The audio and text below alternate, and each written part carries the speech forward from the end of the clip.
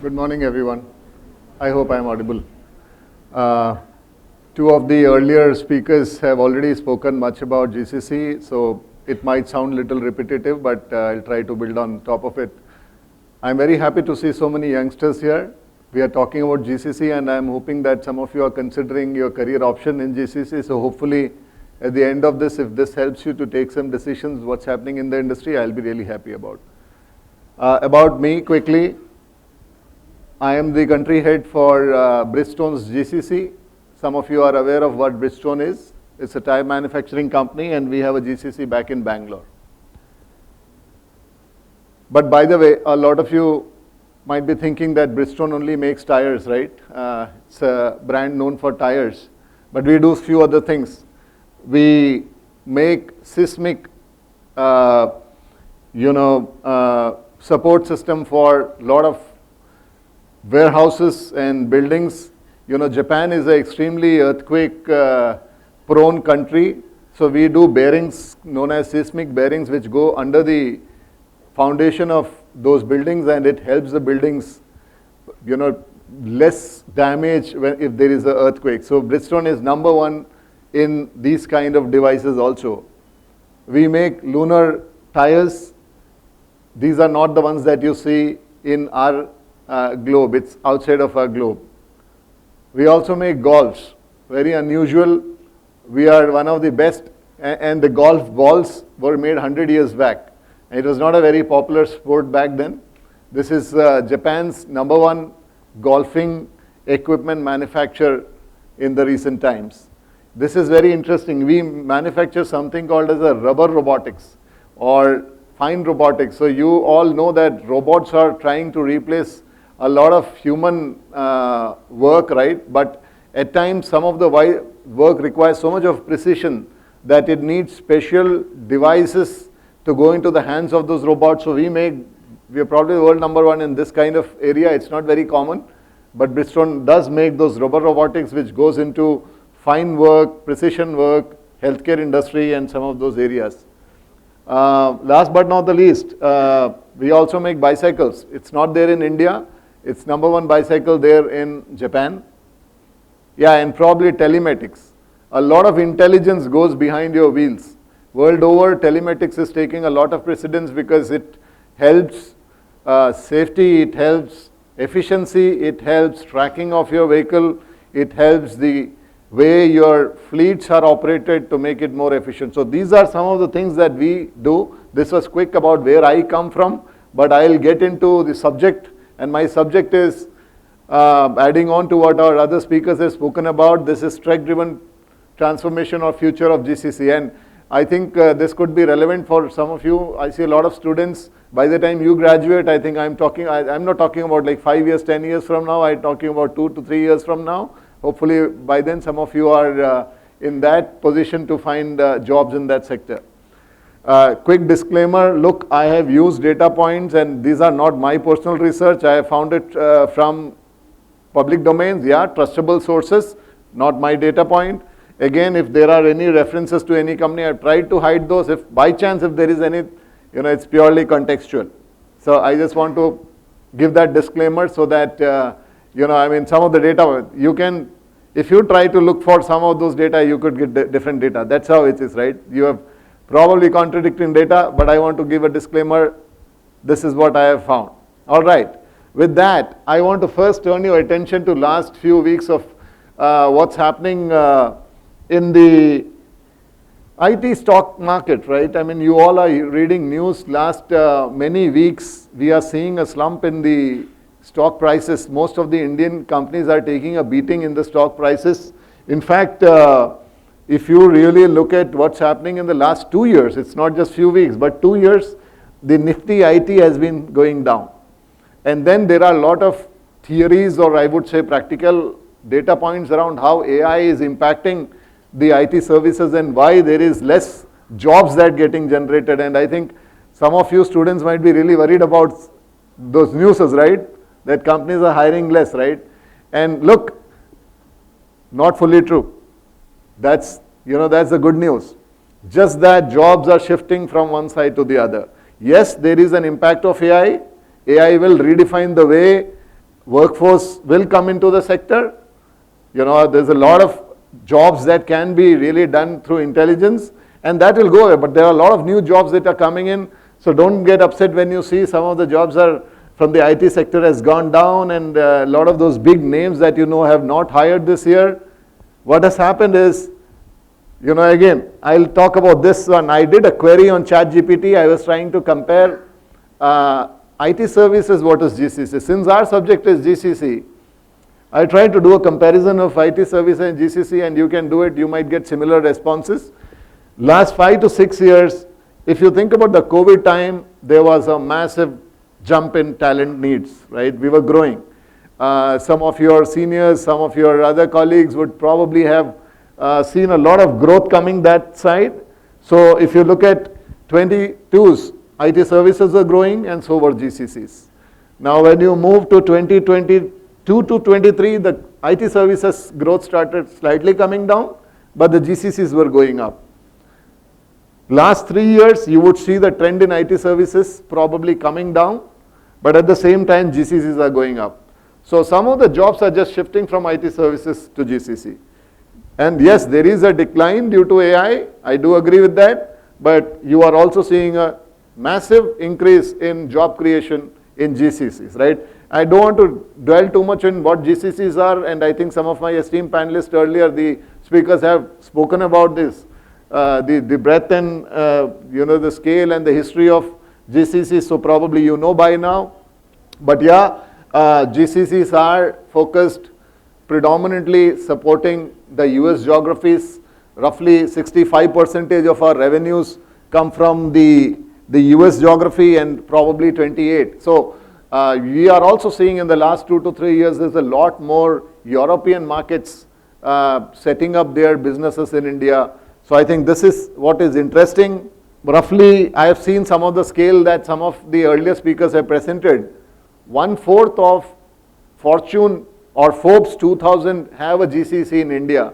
So we think that, wow, right, it's such a big number. But look, the good news is that 3/4 is not there. So if we have seen 2000 companies, there 1800 GCCs there, it's only a small portion of what is there today.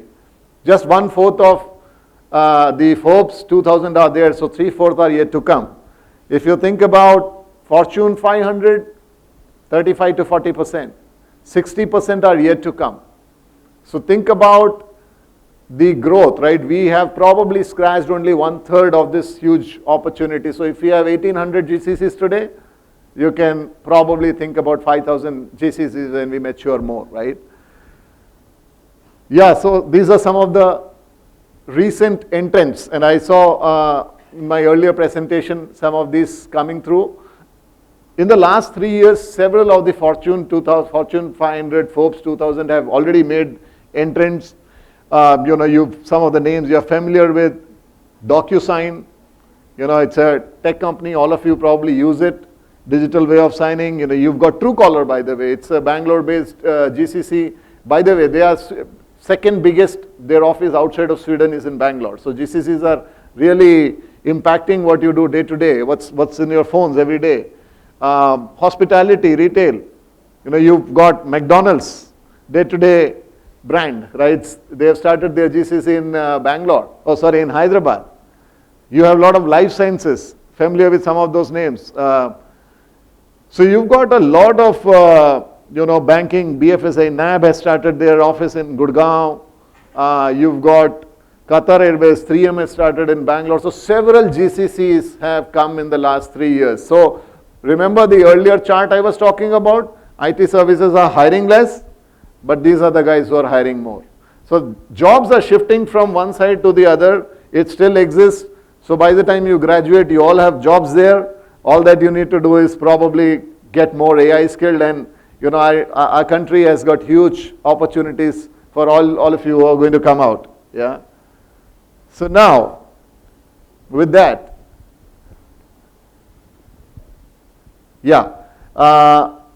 right. So think about it. We've got 2 million workforce working in the GCC sector today. This is expected to grow to almost 3 million in next 4 to 5 years. So we are adding almost 1.5 million, 15 lakh jobs in next 3 years. So that's the opportunity available in front of all of you as you guys come out. Right, so I'll talk about an evolution, how things have changed. Some of you have already seen this, but my perspective, when we started, it was pure cost arbitrage. It was 1/10 of or 1/8 in certain jobs, or 1/10 of the job which costed back there in the Western countries. So no brainer, you had to simply put people in India, get the work done, very cheap, simple. Yeah, and and it was all about, there were cut tasks. You were expected to do certain processes. When GCCs emerged in India 2 decades back, it was very non-tech jobs. It was very back office kind of jobs. So it was simpler jobs. Process, key in, type in, validate, post it. And now as we move forward, I think this is a great USP for a country like ours, where you have young talent coming out, the creativity that comes out. The industry moved into a lot of process excellence and improvements. The early ones who entered India, the GCC, they themselves had a lot of lean philosophy. They had a lot of quality oriented, Six Sigma mindset in their way of working. So huge leap in process excellence, that the work that got delivered from India was being witnessed. So that led into the next set of wave, which is high value work from India. So as you move forward, you had capability building. In the last 10 to 12 years, you started moving from pure data processing work to every set of activities. It's the second headquarters in certain mature GCCs.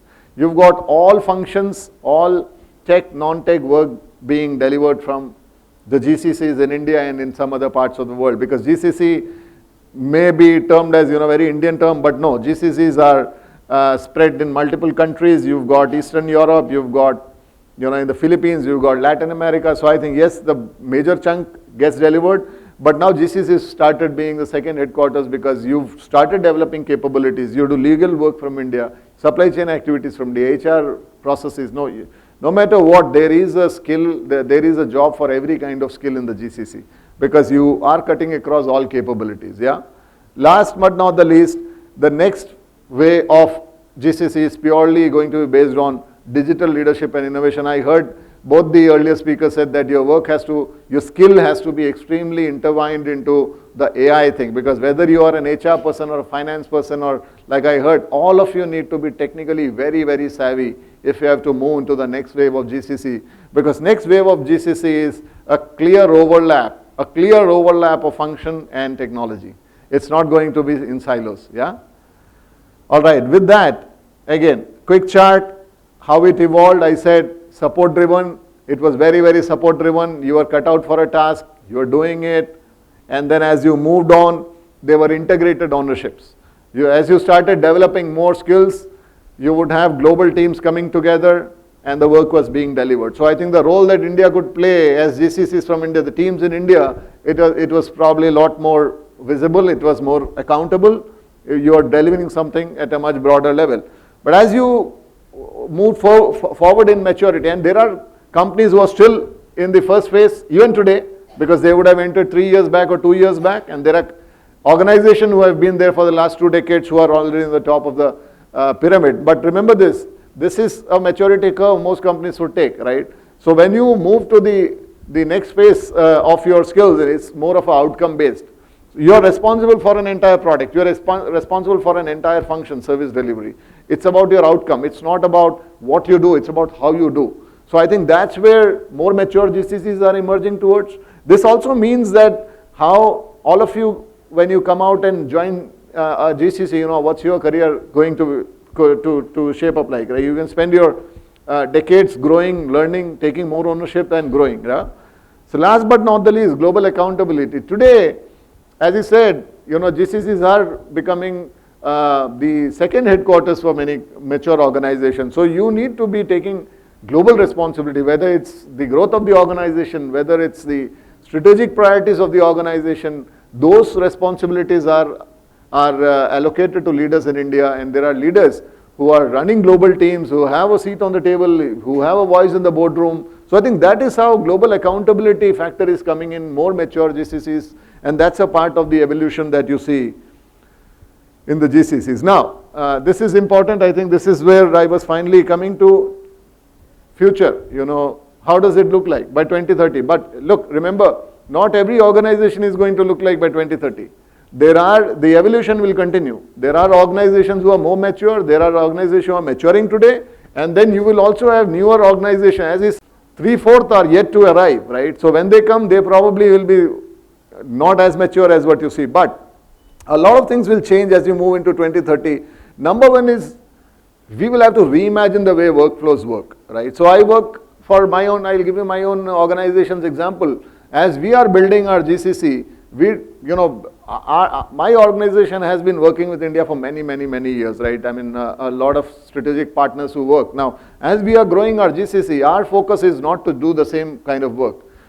We want to completely digitize those activities. Because today we are at the cusp of a disruption where a lot of you probably would have seen the news last week, the AI chief of Microsoft did mention that 12 to 18 months, 90% of most functional jobs, or probably 100% can done by a generative AI engine, right? So they can do that. So that level of innovation is going on. So as most GCCs are preparing for how can you redefine the way your work is getting done. And it is so true, because this is not automation. We have seen a wave of automation 5 years back, where set processes will probably, when you have to move from A, B, C, D, you apply automation, from A to B, B to C. What happens when you don't know after B, you have to go to D or E? That's where the generative AI, the artificial intelligence comes. And it's building up really, really fast. And that is where I believe the most disruption in both IT services and GCCs are yet to occur. And as the organization grow, this is where you will see, which is reimagining the workforce. As GCCs, as second headquarters, as I said, it is job of GCC leadership to really reimagine the way workflow is, so that customer experience is something that can be really impacted. Moving forward, this is very, very crucial for GCCs. When I compare with IT services, GCCs, how do they differ? Your functional and business depth. You work for, in GCC, it is interesting. We have heard about those 1800 odd GCCs. Several of them don't have a brand in India. You don't feel those brands, you don't see those stores, you don't see those machines, but you still support them. It's very important as GCCs as how do we develop those business insights, those functional and the business depth, because now think about the kind of, let's say, some of those retail giants, you don't even know how they sell things, how do their racks look like, how do their customers do their billing, but you're making products for them, keeping those customers in mind who you don't even know what they want, right? So the business understanding is extremely essential if GCCs have to emerge. So I think this is one area where I think academics and industries have to come together, and the academy has to understand that it's not all about subject knowledge, but the exact global way of how things work. So that's going to be crucial. I heard about talent upshifting, don't want to talk about it. It is absolutely very, very different from earlier, whether you are an HR person or finance person. I heard this statement, absolutely true. You need to be first having a technology mindset, because all these areas are going to get challenged by generative AI and how AI is going to shift the way these works are going to. So I think that's very important. GCCs have not thought about it, and there are mature GCCs who have a goal in their leadership on this metric called top line, because we all think that this is back office, we'll save cost, we are a cost center, we'll save some money for the companies. That's shifting, right? That's shifting. When you've got a lot of your core functions out there in the GCC, you have to directly impact the growth and strategy of the organization. So responsibility, by 2030, the more mature GCCs will play a role in defining which are those markets where revenues can grow faster, which are those products which can lead into more, can drive more top line for the organization. So I think a direct business impact is what you will see GCCs influencing as you move forward. And last but not the least, you will see a lot of, and this is there, by the way, as we speak, last 2 to 3 years, I have heard this a lot more often. There are a lot of global roles sitting out there in India, managing things globally. So that's bound to happen more. And as I said, as you focus on the first 3 or 4 parameters, the fifth one is bound to happen. Again, it's not anything unusual, because For a lot of companies, GCCs are becoming a second headquarters. Now, you've got a second headquarters, you need to have reasonable level of global leadership in there, right? Great. I think I am done. This is my last slide, yeah, and maybe I can, if there are questions, I can take after this. Now, probably an old game. I don't know how many of you would have seen. This is bricks. This is probably 20 years old. How many of you have seen this? Yes. Oh, it's still there. Yeah, I used to play it when I was in my college, so I thought maybe some of you wouldn't relate to this. And you know, this is so true with GCC. What we used to do in this game was, we used to build it on one side and wait for the long bar to come, because when you get the long bar on the right side, you get the maximum points, right? That was the trick of this game. Keep building, and that's what GCCs have been doing. They're building capability after capability. You've got great technology capability, you've got great F&A processes, you've got great HR operations, shared services, marketing, communication. You're building on the left-hand side. You're waiting for this golden opportunity called how AI is going to revolutionize all of those, because GCC is a melting pot for your organization's all functional needs, right? So by now, mature organizations have built strong capabilities in each of those functions. So you've now organizations are waiting for how do you leverage AI across. It will cut across all functions, and you will see, you know, unimaginable transformation happening at an organization level. So that's future of GCC. You know, I'm happy to probably chat with you. I'll be there outside, but thank you so much for your time. It was great interacting with you all. Thank you. Actually, I am a MBA finance student, and I really want to know what are the career options in GCC. Like, if I am a finance student and I want to build a career in GCC, so how can I proceed for that, for the same? Like, I am in first year of MBA finance. So how can I? No, you are doing a great course. Congratulations, yeah. F&A is a very big stream in GCC. Banking, BFSI is the biggest GCC sector today. Okay. Probably 1/3 of all of that we have is in that stream. Look, I think every organization keeps aside 0.5 to 0.6% of their budgets for finance. If it's a $100 billion big company, yes, we are talking about 600 million only for finance. And I can assure you a lot of that is going to be delivered from GCCs in India as we move forward. It's going to be heavily tech driven. Remember, finance was all about your accuracies, your timeliness, your ability to validate. A lot of that can be really, really, I would say, transformed using great AI. So understand what's happening in your place from a tech standpoint. That transformation will probably be very useful for all finance guys. Understand what are those tools, practice them.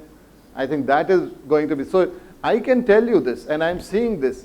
A lot of jobs earlier, let's say if we were to do finance jobs, the entire team would be finance guys. Now that's not the mix. We would have 70% functional finance guys or 60%. The rest 40% of the team is hardcore techies. They are completely trying to understand functional side of it, and they are automating. Now you can do it. As an individual, you can be 60% finance and 40% tech in your own skills, right? And you probably make, that's how the future team structure will look like. Yes. But kudos to all of you who are doing finance, huge opportunity. IT and GCC. So my question is, does the IT use more AI than GCC? No, I think, you know, fundamentally, this is not going to be specific into GCC or IT. AI is going to be there across. Now, the difference is that the IT services are only addressing the technology side of an industry, whereas GCC is overall, right? I mean, you look at the entire depth and breadth.